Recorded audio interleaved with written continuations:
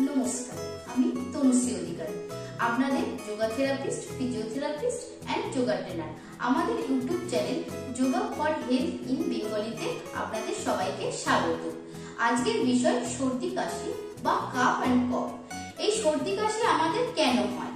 এই সর্দি কাশি যখন আমাদের শ্বাস প্রশ্বাস নেওয়ার সময় আমাদের শ্বাস নিঃশ্বাসের মাধ্যমে আমরা নিই, যেমন ধরুন নাক, গাল, এইগুলোর মধ্যে দিয়ে যখন শ্বাস প্রশ্বাস ঢোকে, যখন বুকের মধ্যে ছাতি, এগুলো শ্বাস প্রশ্বাস ঢুকে গিয়ে কোথাও কোথাও গিয়ে বন্ধ হয়ে যায়। এই যখন বন্ধ হয়ে যায়, এগুলো শ্বাস প্রশ্বাস পুরো শরীরের মধ্যে যেতে পারে না, তখনই আমাদের সর্দি কাশি শুরু হয়।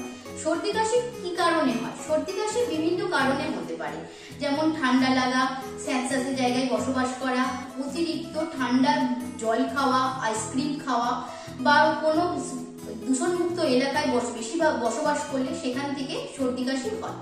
সর্দি কাশি এমন একটা জিনিস, অনেকের 12 মাস সর্দি কাশি লেগে থাকে। অনেক ডাক্তার ওষুধ খেয়েও তাদের সর্দি কাশির কোনো রকম নিরাময় হয় না। আজকের আমাদের যোগাসনের মাধ্যমে এই সর্দি কাশি থেকে মুক্তি পাওয়ার কিছু উপায় আমি আপনাদের বলে দেব।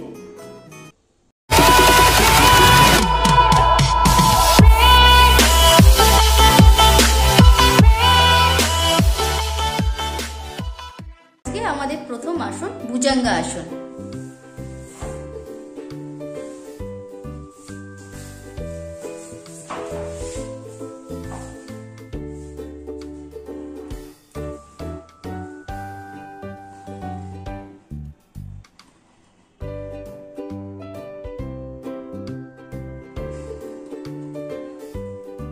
এবার আমাদের দ্বিতীয় আসন উষ্ট্রাসন।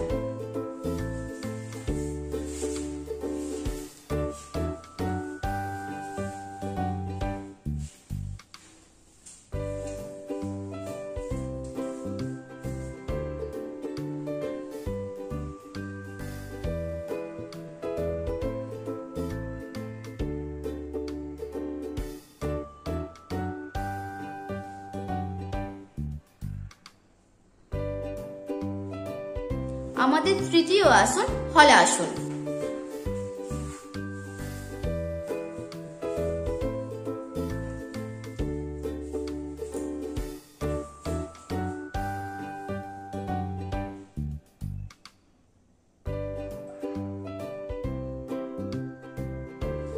আমাদের চতুর্থ আসন শশাঙ্গ আসন।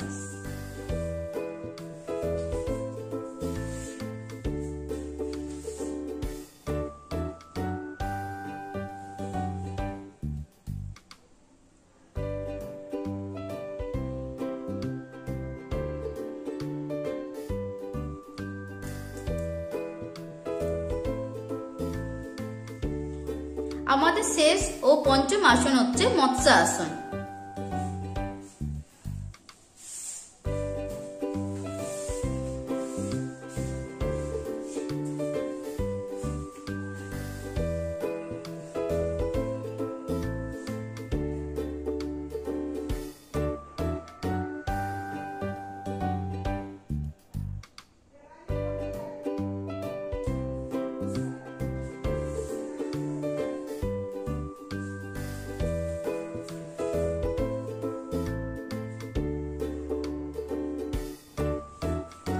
তাহলে বন্ধুরা, আজকে আমাদের ভিডিওতে যে সমস্ত আসনগুলো দেখালাম, সেই আসনগুলো যদি আপনারা সকাল সন্ধ্যে দুবার করে করতে পারেন, প্রতিটা আসনের জন্য 10 সেকেন্ড করে ধরে রাখবেন আর 3 বার করে প্রতিটা আসন প্র্যাকটিস করবেন।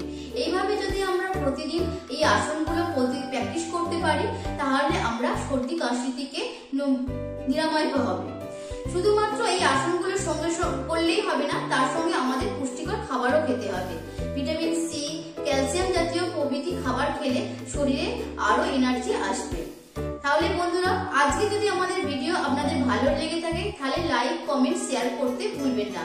পরবর্তী ভিডিও পেতে আমাদের চ্যানেলকে সাবস্ক্রাইব করুন এবং পাশে বেল আইকনটিতে বাটনটি টিপে দিন। ধন্যবাদ।